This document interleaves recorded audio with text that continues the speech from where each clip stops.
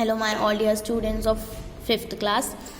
Last video में हमारा science का चैप्टर नंबर 11 कंप्लीट हो गया था।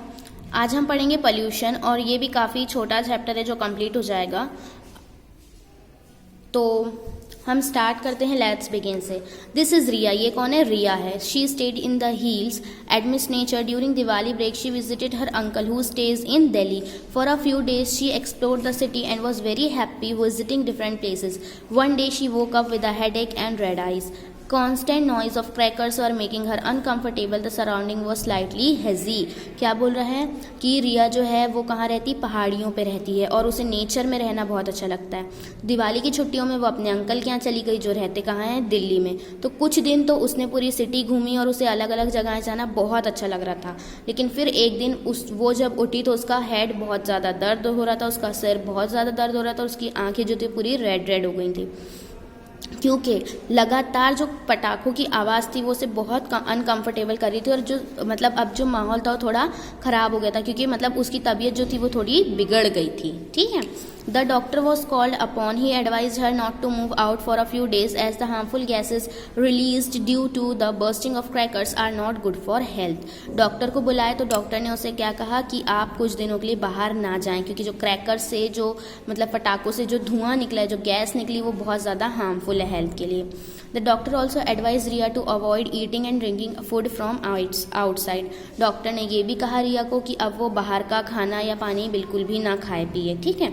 रिया started missing her hometown as she felt the air was much cleaner there and the countryside was green and pollution free. और फिर रिया अपने घर को मिस करने लगी। उससे ये लगने लगा कि वहाँ की जो हवा थी वो और भी ज़्यादा साफ़ थी, और वहाँ आसपास में जो था बहुत ज़्यादा ग्रीनरी थी और पोल्यूशन नहीं था। ठीक है। तो इस लेसन में हम पढ़ने वाले हैं पूरा पोल्यूशन के बारे में। तो स्टार्ट करते हैं स्टूडेंट्स हम। Pollution. Our earth is a beautiful planet with trees, plants and landforms. In the hills, the air is pure, but in cities, due to human activities and use of number of vehicles, there is pollution.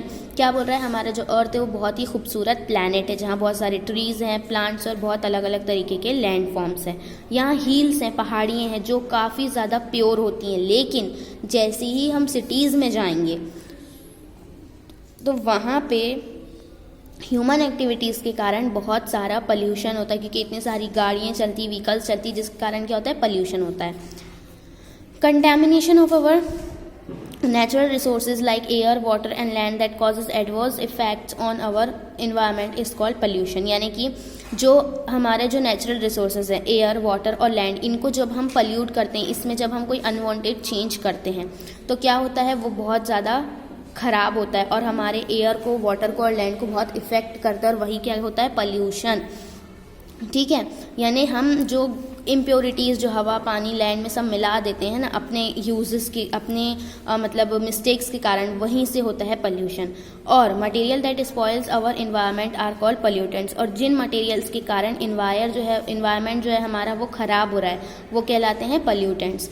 When pollutants enter natural resources like air, water and land, they causes pollution.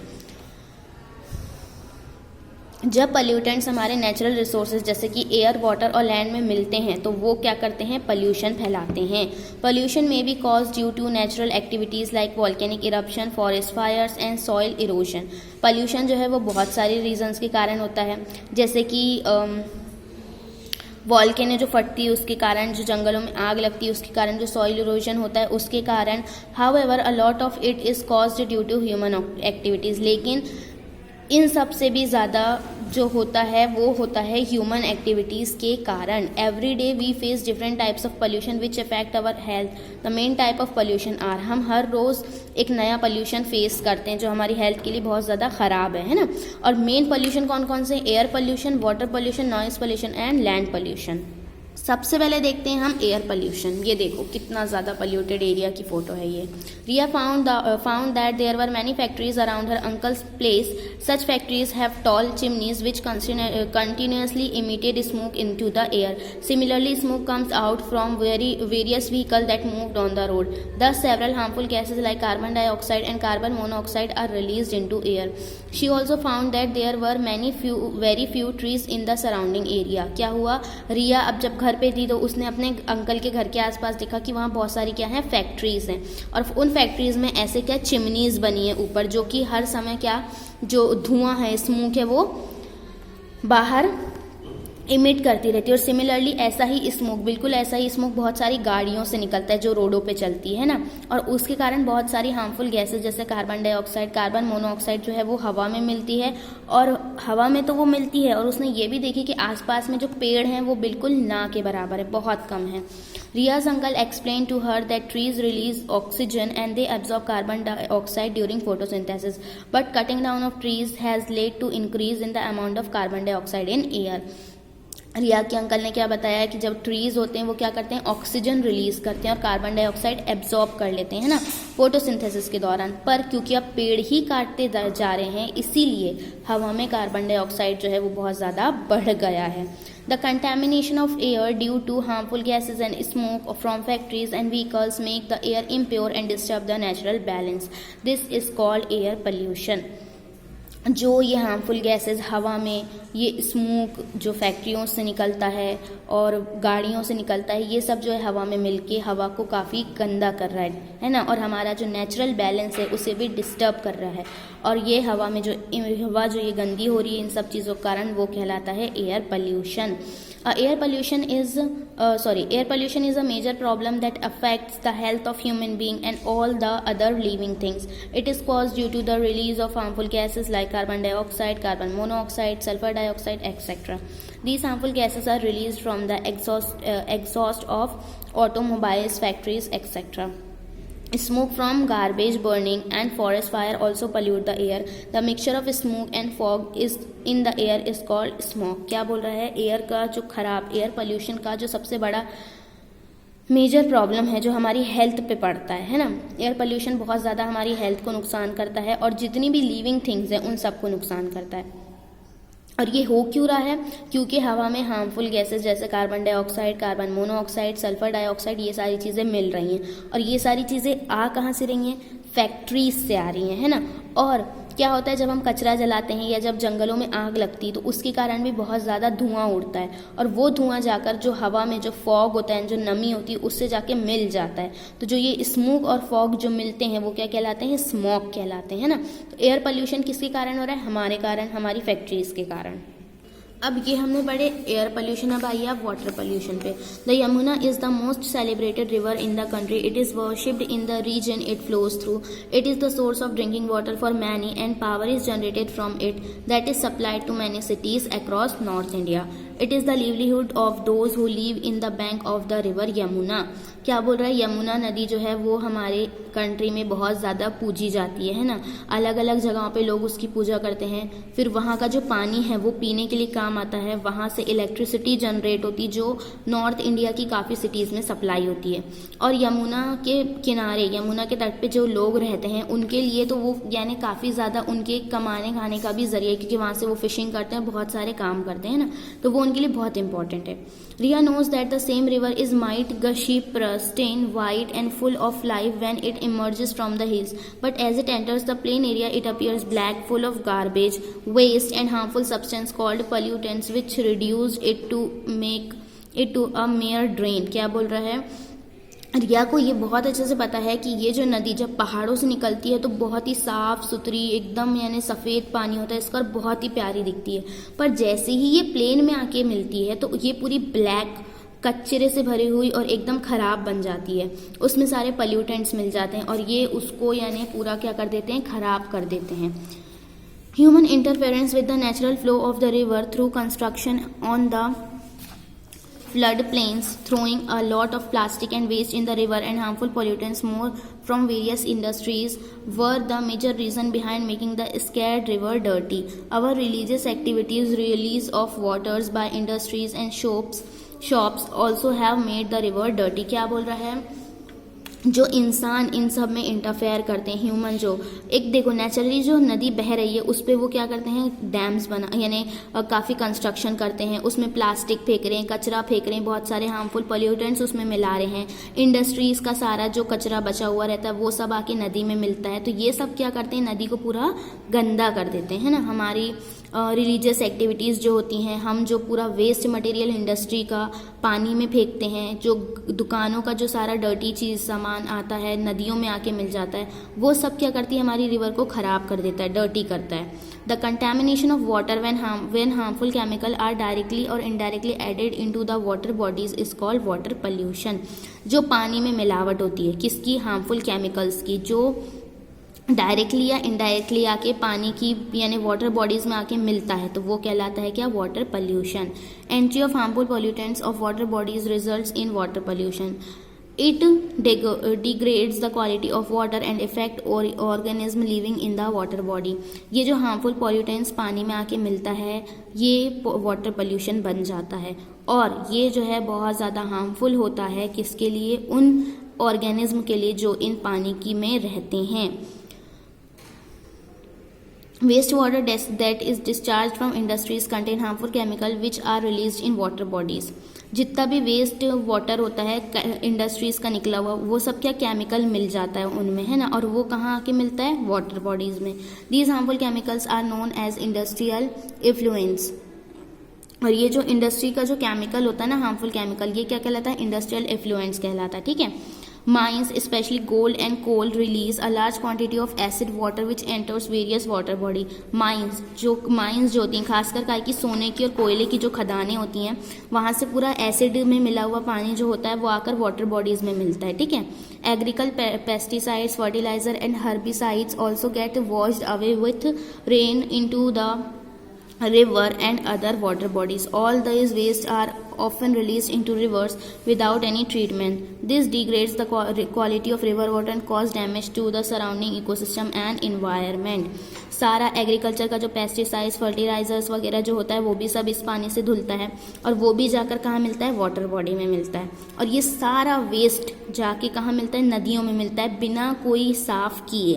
तो ये सब जो गंदी चीज़ें जो जाकर पानी में मिल जाती हैं, ये क्या करती है, पानी को सारा ख़राब कर देती हैं, और फिर वो पानी में जो लोग रहते हैं उनके लिए बहुत ज़्यादा हार्मफुल होता है. पूरा सराउंडिंग इकोसिस्टम जो है, वहाँ का पूरा इकोसिस्टम डिस्टर्ब हो जाता है, पूरा इन्वायरमेंट ख़राब हो जाता है. अब अगर आपको गंदा पानी पीने मिले तो आपको कैसा लगेगा, पियोगे क्या आप गंदा पानी, नहीं पियेंगे हम, है ना. वैसे ही अब वो कहाँ जाएंगे, जो पानी में ऑलरेडी ऑर्गेनिज्म रहते हैं, उनके लिए ये सब बहुत ख़राब होता है. ठीक है. तो ये वाटर पोल्यूशन है. फिर है आपका नॉइस पोल्यूशन.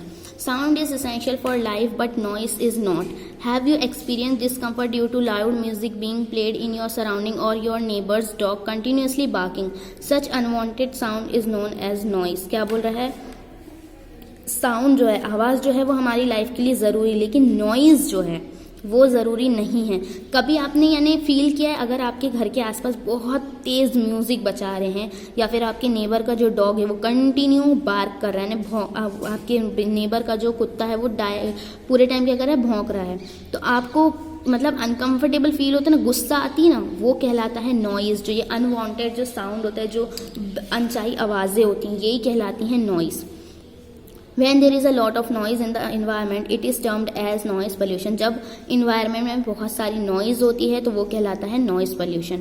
Decibel यानी कि dB is the unit used to measure loudness of noise. For example, 20 dB is whisper, 40 dB is quiet, 60 dB is normal conversation, 80 dB is the level at which it starts becoming uncomfortable to the ear. Construction sites, traffics and blaring speakers contribute to noise pollution.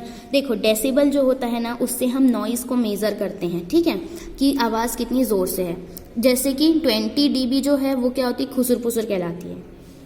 फिर 40 dB जो है वो चुप यानी quite कहलाता है, शांति से बात करना. 60 dB नॉर्मल है हमारे लिए, बात करने के लिए 60 dB का डेसिबल जो है वो नॉर्मल है. लेकिन जब वो डेसिबल 80 dB पहुंच जाए तो वो नॉइज़ बन जाता है और हमारे कानों के लिए काफ़ी अनकंफर्टेबल हो जाता है. ठीक है. तो जो ये कंस्ट्रक्शन साइट्स होती हैं, फैक्ट्रीज होती हैं, ट्रैफिक सिग्नल्स होते हैं, ट्रैफिक जो होता है, सॉरी से ट्रैफिक सिग्नल नहीं, ट्रैफिक जो जम जाता है, जो स्पीकर पे हम बोलते हैं, ये सब जो है ये सब आते हैं कार में नॉइज़ पोल्यूशन में. अब आ जाइए आप लैंड पोल्यूशन में.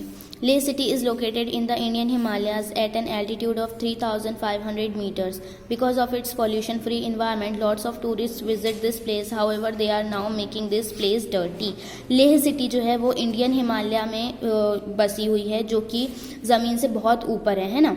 और क्योंकि यहाँ का इन्वायरमेंट जो है वो बहुत साफ़ सुथरा है, वहाँ पोल्यूशन नहीं होता, इसलिए वहाँ बहुत सारे टूरिस्ट आते हैं। पर टूरिस्ट आके उस जगह को क्या कर रहे हैं, डर्टी कर रहे हैं, ख़राब कर रहे हैं। कैसे?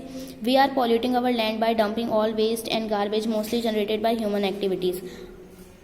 लाइक है ना, क्या करते हैं वो हम अपना जो लैंड है उसे कैसे गंदा करते हैं, पूरा कचरा ज़मीन पे फेंक के। जो कौन करता है? ह्यूमन ही करते हैं। Land pollution is the degradation of the quality of land through poor agriculture practices, mineral exploitation, industrial waste, dumping and littering. The place where waste materials are dumped are called landfills. क्या बोल रहा है? Land pollution क्या होता है?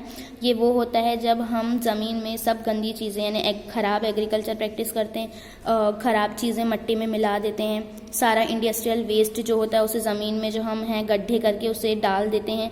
तो जो जगह है जहाँ पर सारा वेस्ट मटेरियल डंप किया जाता है यानी कि गड्ढों में रखा जाता है, वो कहलाता है लैंडफिल्स। ठीक है। Soil pollution also occur due to seepage of harmful chemical present in pesticides and by dumping waste and garbage in fertile places. This degrades the quality of soil which affects the growth of plants and animals. क्या बोल रहा है? Soil pollution भी होता है इसके कारण, क्योंकि हम सारा हार्मफुल केमिकल पेस्टिसाइड्स के रूप में क्या करते हैं, मट्टी में मिला देते हैं। सारा गंदा जो वेस्ट रहता है वो अच्छी ज़मीन में गड्ढे करके डाल देते हैं। तो ये सब जो होते हैं ना, ये जो सॉइल की क्वालिटी है उसे कम कर देते हैं और इससे प्लांट्स की ग्रोथ में भी काफ़ी अफेक्ट होता है। अब यहाँ आपको इफेक्ट बता रहा है पोल्यूशन का कि पोल्यूशन कैसे हम पर इफेक्ट करता है। Some of the harmful effect of pollution are as follow, ये दिए हैं सारे effect. Air pollution lead to breathing problems and other respiratory disease like asthma and allergies. It also lead to abnormal changes in climate due to global warming, acid rain, smoke and ozone depletion. Air pollution से क्या होता है, हमें काफ़ी सारी सांस की दिक्कतें हो जाती हैं, अस्थमा हो जाता है, एलर्जीज हो जाती हैं। कई बार तो क्लाइमेट जो चेंज होता है ना, वो भी एयर पोल्यूशन के कारण होता है। Global warming, acid rain, smoke, ozone depletion यानी ओजोन लेयर जो घटती है, वो सब जो है सब एयर पोल्यूशन कारण होता है। ठीक है।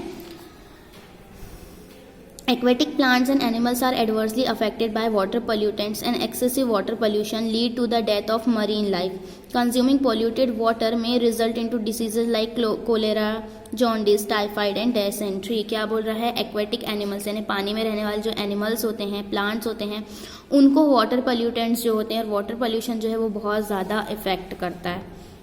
और वाटर पोल्यूशन कारण बहुत से पानी में रहने वाले जो जानवर होते हैं उनकी डेथ भी हो जाती है ना।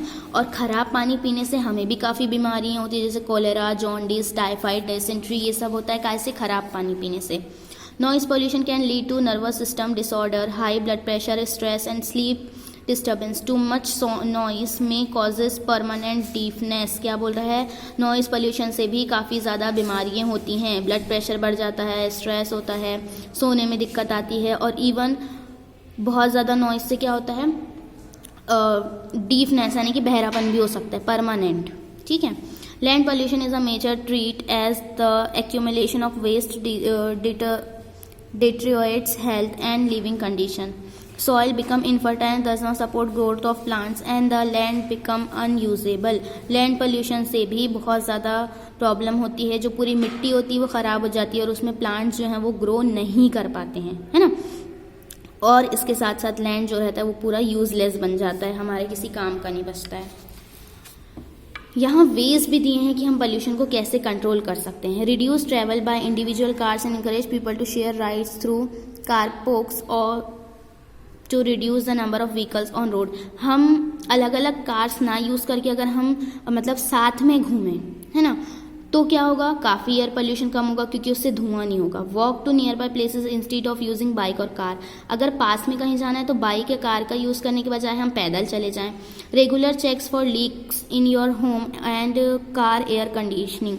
आप ये देखते रहें कि कहीं आपके घर पे या फिर कार में जो एयर कंडीशनर्स होते हैं उनमें कहीं कोई लीक तो नहीं है। डू नॉट थ्रो गार्बेज और फ्लावर आफ्टर परफॉर्मिंग पूजा और make water dirty and unfit bye cleaning dishes और क्लोथ्स और टेकिंग बाथ्स। रिवर्स में कंधा यानी कि पूजा वगैरह पूजा करते हैं हम, तो पूजा करने के बाद में क्या होता है, फ्लावर्स हम कहाँ नदियों में ना फेंकें, क्योंकि उससे क्या होता है पानी कहीं ना कहीं गंदा होता है। हम वहाँ बर्तन ना धोएं, कपड़े ना धोएं, नहाएं ना कहाँ, नदियों में, ठीक है, नदियों में। ये सब आप कहाँ करें, घर पे। Grow plants and give proper care to them so they can grow and flourish. Plants लगाएं जितना ज़्यादा हो सके और उनका ध्यान रखें।